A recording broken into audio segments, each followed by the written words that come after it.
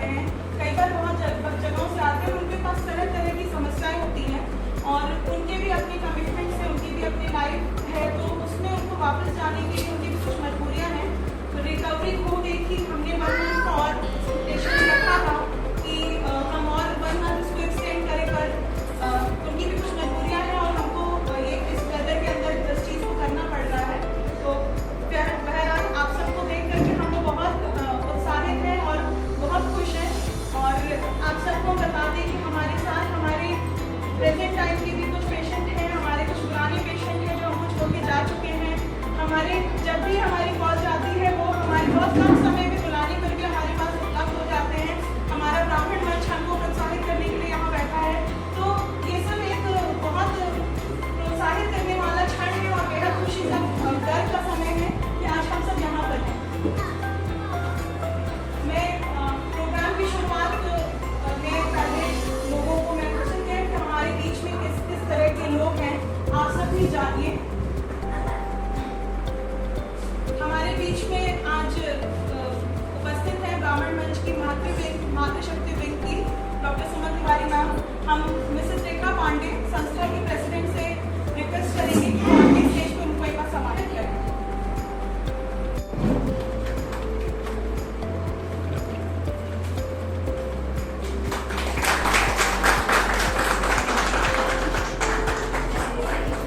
हमारे बीच में मातृशक्ति विंग की मैम आप बनी रहे, मातृशक्ति विंग की ही मिसेस नीता दुबे मैम भी प्रेजेंट है मातृशक्ति विंग की, और ये बेहद सामाजिक कार्यों में हमेशा आगे रहती हैं और सबको प्रोत्साहित करने में भी हमेशा आगे रही और आज हमको भी प्रोत्साहित करने के लिए अपनी हमारे बीच प्रेजेंट है आज मित्र पाठी, जो कि इतनी भीषण गर्मी में मातृशक्ति विंग की बेहद प्रमुख महिला कि इतनी भीषण गर्मी में वो हमें प्रोत्साहित करने के लिए आज यहाँ प्रेजेंट है। आपका बहुत बहुत धन्यवाद। हमारे बीच यहाँ प्रेजेंट है ब्राह्मण मंच का श्री प्रिय प्रयास को स्थापित करने के 2 महत्वपूर्ण स्थान मिस्टर अमरनाथ मिश्रा सर। मैं संस्था के वाइस प्रेसिडेंट विक्टेश्वर पांडे को आमंत्रित करूंगी कि उनका आगे सम्मान करें।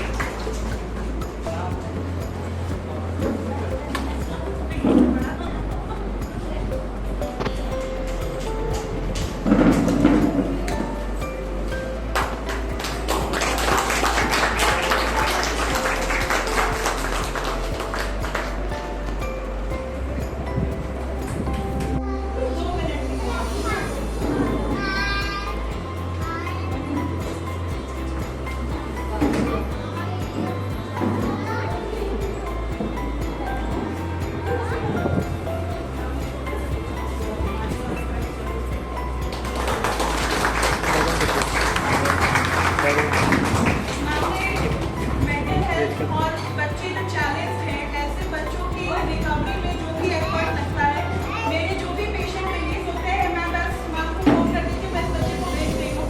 मेरी थेरेपी के बाद उस बच्चे की आगे की रिकवरी मैम की जिम्मेदारी हो जाती है और मेरा बच्चा बड़ी जल्दी जल्दी रिकवर होकर यहाँ से चला जाता है। तो बहुत बड़ा एफर्ट मैम का है और रिस्पॉन्सेज मिलते हैं। तो ये टाइनी डॉट स्कूल से मैं सामने बोलूँगी, हमारा कोई कोलैबोरेशन नहीं है, कोई कमीशन बेस्ड हमारा कोई भी जॉब नहीं है। बस एक हम लोग एक दूसरे को जानते भी नहीं थे, बस हम लोग जानते थे कि ये ट्विटर करने से और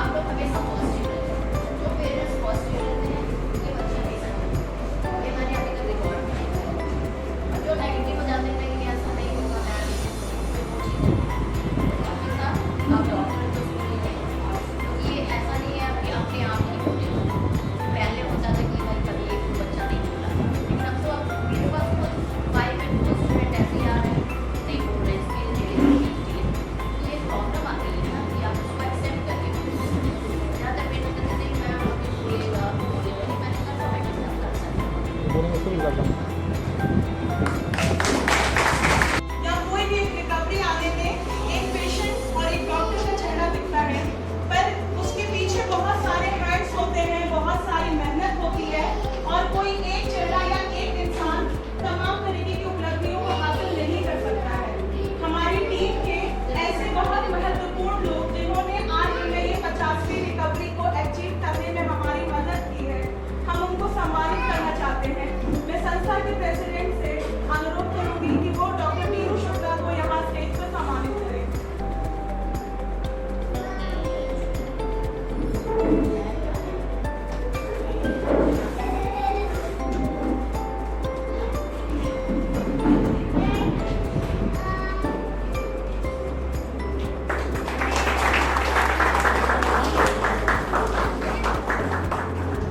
नीरू शुक्ला मैम बनारस हिंदू यूनिवर्सिटी से post graduation diploma counselling and psychotherapy की कोर्स को पास आउट करके हमारे साथ सन 2021 से जुड़ी हुई हैं और मैंने बहुत कम समय में जो अचीवमेंट हासिल की उस यूएसपी को मेंटेन करने में तीनों मैम ने बहुत अपना अच्छा योगदान दिया और मेरी उसी काम को दिनों दिन आगे बढ़ाती रही और मेरी ट्रेनिंग्स को और ज़्यादा हाई लेवल पे लेके जाने में इनका बहुत बड़ा योगदान है कि आज मैं इस 50वें पेशेंट को रिकवर करके और आज गवर्नमेंट बोर्ड इसमें और आमंत्रित करेंगे।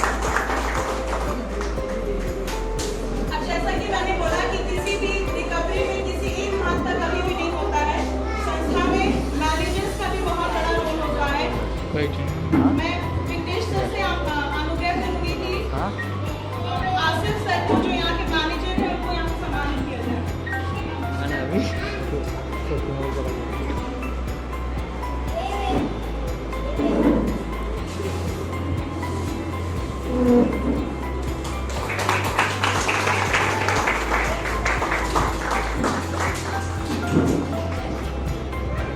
आप लोग मेरी वीडियोस को हमेशा देखते हैं और हमेशा जो एक परफेक्शन और मैं बहुत आराम से एक वीडियो रिकॉर्डेड मेरी वीडियोस आ जाती है यूट्यूब पे। इसके पीछे हाथ शांत था, शमशेर खान नाम है इनका और बहुत बड़ा योगदान है इनका जो मैं बिना डरे और बिना सहमे अपनी वीडियो रिकॉर्ड कर पाती हूँ।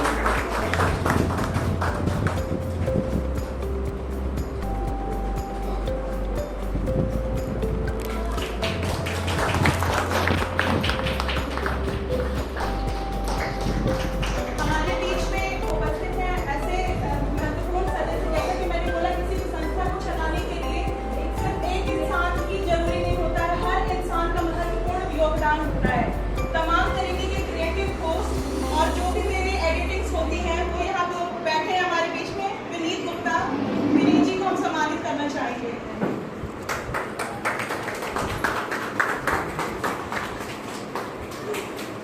हम सारी पोस्ट जितनी रात इनको बहुत परेशान करते हैं।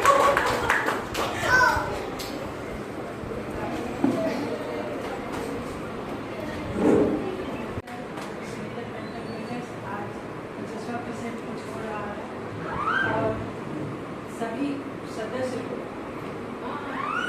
बहुत बहुत बधाई। उन्होंने बहुत मेहनत की है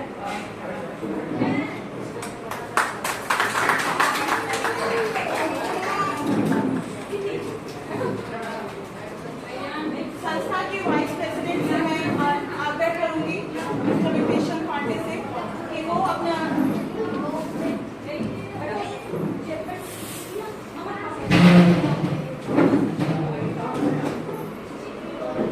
नमस्कार, मेरा नाम विभीषण पांडे है और मैं विजन वेलफेयर सोसाइटी का वाइस प्रेसिडेंट हूँ।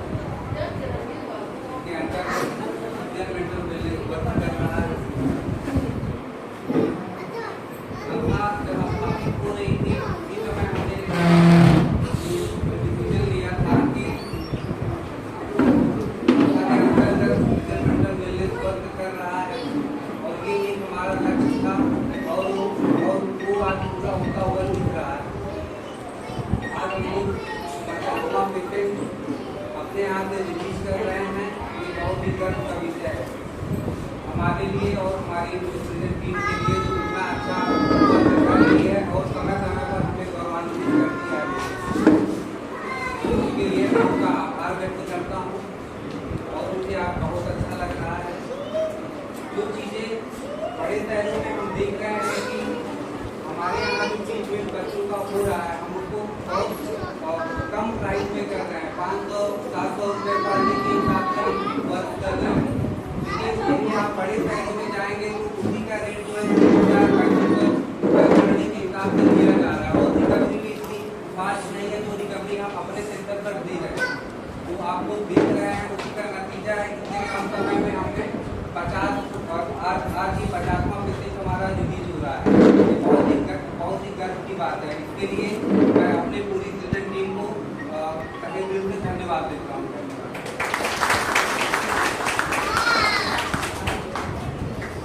पार्टी सबको बहुत लोग मेरी डिग्रीज जानने में इंटरेस्टेड होते हैं कि मैं किस डिग्री से यहाँ पर आई हूँ।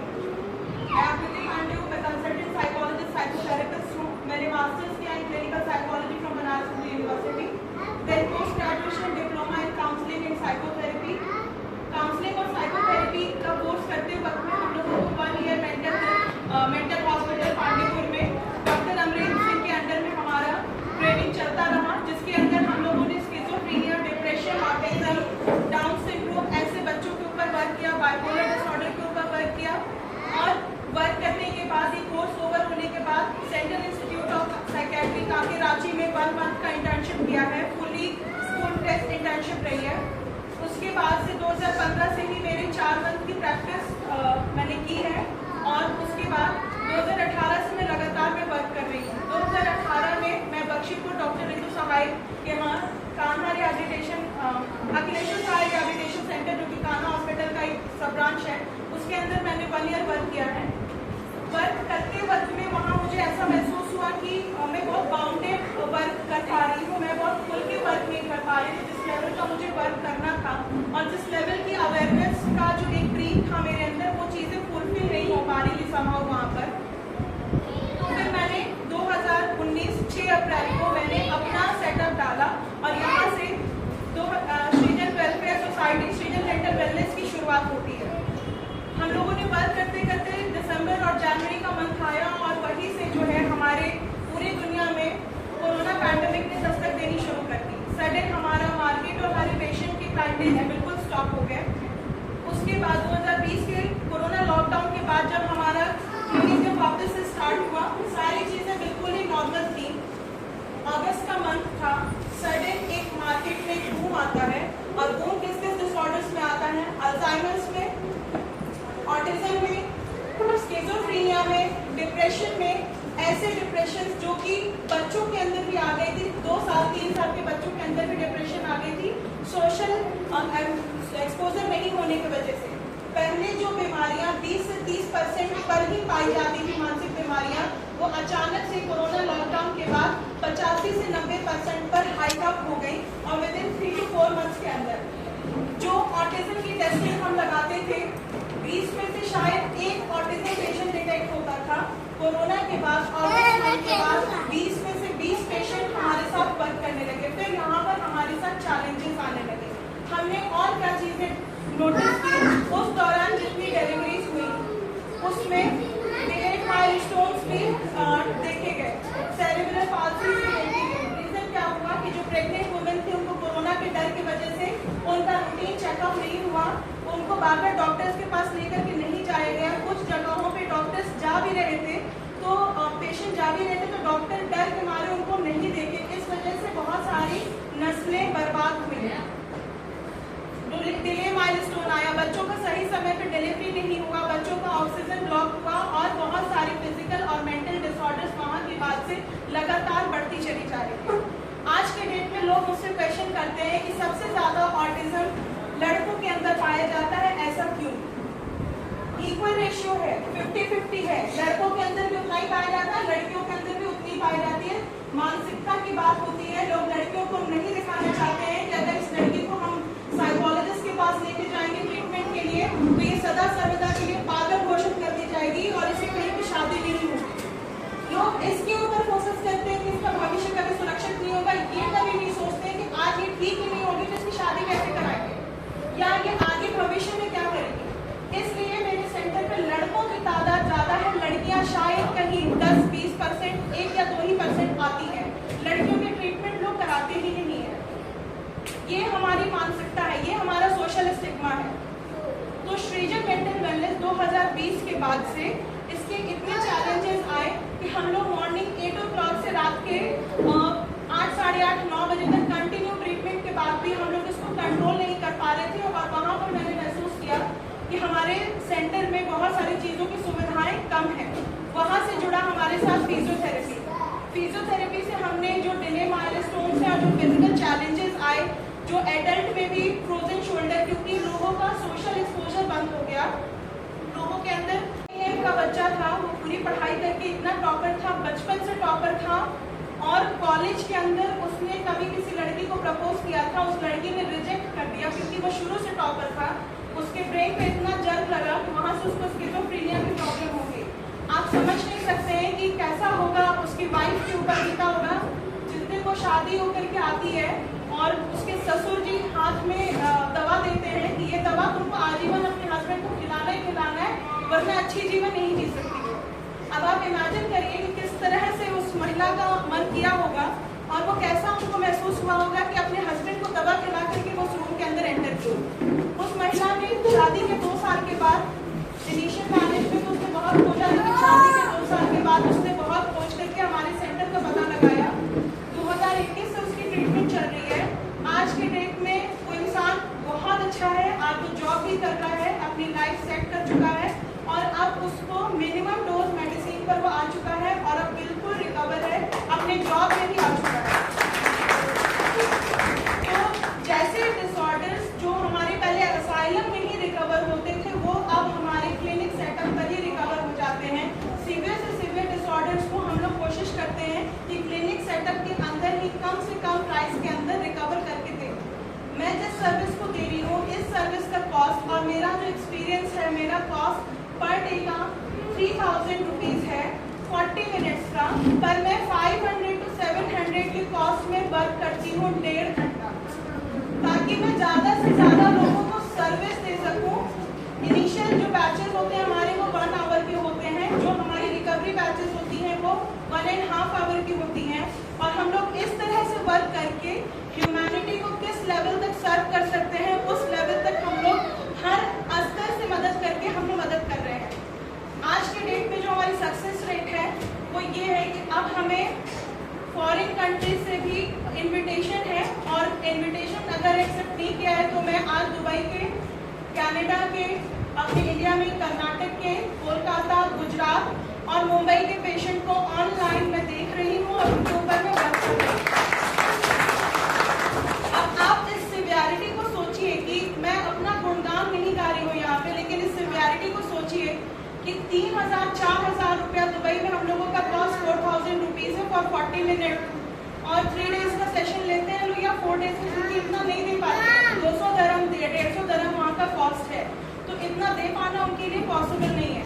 अब सोचिए कि इतना कॉस्ट देने के बाद भी रिकवरी नहीं है, 3-3 साल थेरेपी करा चुके हैं, रिकवरी नहीं है, और वो हमें ऑप्ट कर रहे हैं अगर ऑनलाइन नहीं कि किसी तरीके से मैं ऑनलाइन ही मेरे बच्चे को रिकवर दे दूँ। तो इस तरह की रिकवरी हम लोग करके यहाँ पर लेकर के आ रहे हैं। तो मैं ये जरूर चाहूँगी कि मैं ज़्यादा से ज़्यादा लोगों को, मैं आज क्यों यहाँ पर हमने ज़्यादा गैदरिंग करने की सोची थी, क्योंकि हम जब ज़्यादा काम कर रहे हैं तो ज़्यादा से ज़्यादा लोगों तक मेरी आवाज़ पहुँचनी चाहिए, और ये माध्यम हम ही सब है कि ये बातें पहुँचे कि हम लोग किस लेवल से काम कर रहे हैं। मेरे पास जो बहुत गरीब पेशेंट होते हैं उनकी फीस को बहुत कम से कम रखा जाता है। मैं हर पेशेंट को सर्विस देने की पूरी कोशिश करती हूँ।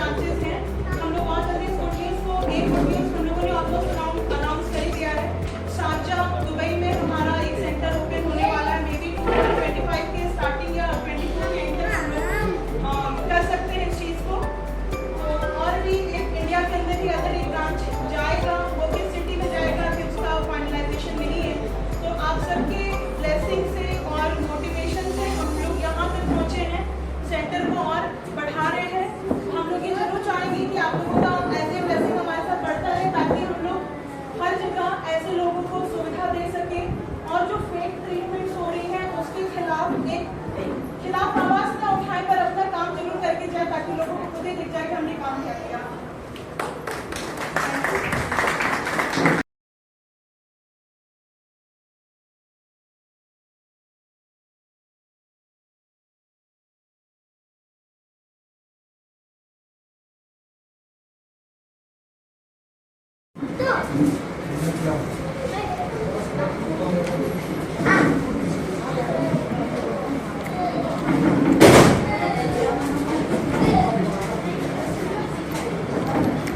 मेरा हस्बैंड एक महीना घर पे है, बहुत से बोलता भी है, तो मैं तो स्कूल के पढ़ने भी आता है। अभी सेंटर चलाने में इससे मतलब फैमिली का जाने करना चाहिए और इसमें चल सारी ऑनलाइन है, लेकिन बंद नहीं हुई। तो हर पर्सनल प्रॉब्लम को जैसा फैमिली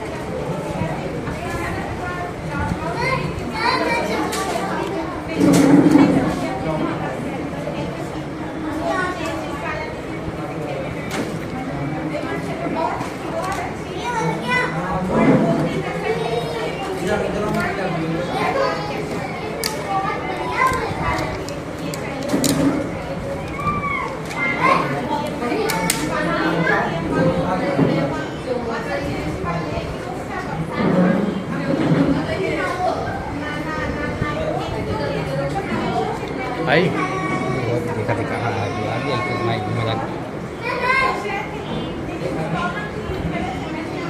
मारा देखो आ गई आ गई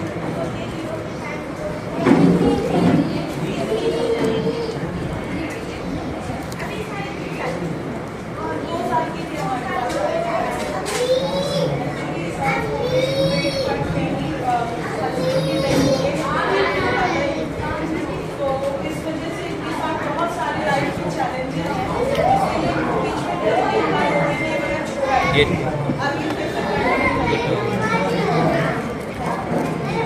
लड़ा क्या रहेगा हमारे पास है शौर्य की मम्मी जिसको हम लोगों ने स्टार्टिंग में दिखाया। आप आइए, आप फादर हैं। बेटा मम्मी पापा के ट्रीटमेंट नहीं होता है, पीछे भी बैठना चाहिए। ये वेदिका जिसको आज हम लोग फेयरवेल इसका ऑफिशियली कर रहे हैं और इनकी पूरी 7 महीने की ट्रीटमेंट चली है और आज 7 महीने के बाद ये बच्ची जा रही है। इसके बारे में कुछ चीज़ें मैं बता दूँ। ये बच्ची थोड़ा फिजिकली चैलेंज थी और अपने इंडिपेंडेंटली वॉक और कोई भी हाथ से काम कर पाने में इसको दिक्कत होती थी। पैर से भी पूरी तरीके से परफेक्ट नहीं थी। आज आप देखिए कि विदाउट सपोर्ट ये अपने पैर पे खड़ी है। आज अपना ये सिपर, अपना बॉटल, अपना हैंडबैग, अपना जिधर कुछ भी ये खुद से उठा लेती है, चलती है। क्योंकि बेड पे ज़्यादा टाइम तक रहने से पूरा ज़्यादा मोबिलिटी नहीं होने की वजह से मोबाइल से ही इन लोगों ने पेरेंट्स ने सोचा कि कुछ सिखाते हैं। यही चीज़ सीखने सिखाने के चक्कर में इसके अंदर कुछ ऑटिज्म के सिम्टम्स आ गए। लेकिन फिजिकली चैलेंज होने की वजह से बच्ची बहुत ज़्यादा हाइपर नहीं थी, बहुत चंचल नहीं थी और बहुत ज़्यादा एक्सेस एक्टिविटी कुछ भी नहीं करती थी। इसलिए हमको ये रिकवरी ले आने में बड़ा आराम हुआ और वेदिका बड़ी प्यारी और स्वीट बच्ची रही, हमेशा कोऑपरेट किया इसने।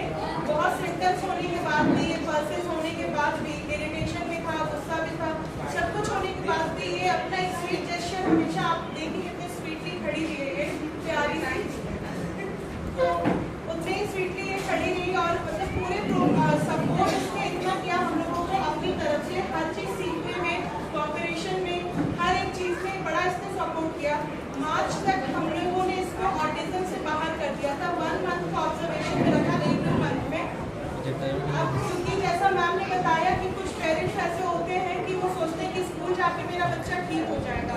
शायद किसी ऑटिस्टिक के चक्कर में ये आई और इसने वर्ड्स को रिपीट करना शुरू कर दिया। अब जैसे मैंने पूछा मेरा नाम क्या है, तो बोले कि मेरा नाम क्या है।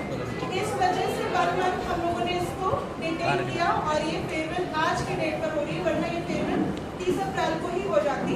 अब क्योंकि पेरेंट्स अवेयर नहीं है, वो सोचते उनका बच्चा बोल रहा है, लेकिन बोल क्या रहा है ये इम्पोर्टेंट होना चाहिए। अब वो बच्चा वही चीज़ रिपीट कर रहा है जो चीज़ हम बोल रहे हैं। इसको इकोलालिया का सिम्टम कहते हैं। अब ये बच्चे क्योंकि लर्निंग स्टेज में थी, रिकवर थी, तो इसने जाकर उसके सिम्टम्स को कैच कर लिया। अब कौन सा वो बच्चा है जो रिकवर, एक बच्चे से पूछना भी मुश्किल है। तो ये तो बता भी नहीं पाएंगे किस बच्चे से इसकी बात हुई है, कहाँ से इसने सीखा है। तो इसी टास्क को हमने चेक करने के लिए, इसी ऑब्जर्वेशन के लिए हमने 1 मंथ को डिटेन किया और डिटेन करके फिर हमें पता चला कि कोई भी सिम्टम ऐसा नहीं है। बच्चे ने कहीं से स्कूल से कुछ सीखा है बस, और सीख करके सोशल लर्निंग में बस इकोलालिया का सिम्टम आया और ये रियल सिम्टम नहीं था। तब हम लोगों ने बिल्कुल ओके करके आज इसको हम लोग ओके कर रहे हैं। और वेदिका हाय बोलो सबको, हेलो हेलो बोलो, वेदिका बोलो। आज हम पूरा अपने पर्स और पूरे एकदम साजो श्रृंगार के साथ यहाँ पर अवेलेबल है। आप थोड़ा सा आपको बैठिए, आपका वीडियो दिखा दी जाएगी और फिर वेदिका को ऑफिशियली फेयरवेल देंगे हम यहाँ से। अच्छा, आप अपनी तरफ से बोलिए क्या आपका फीडबैक। मैंने मैम को आपकी मैम आइए, आपको गाड़ी से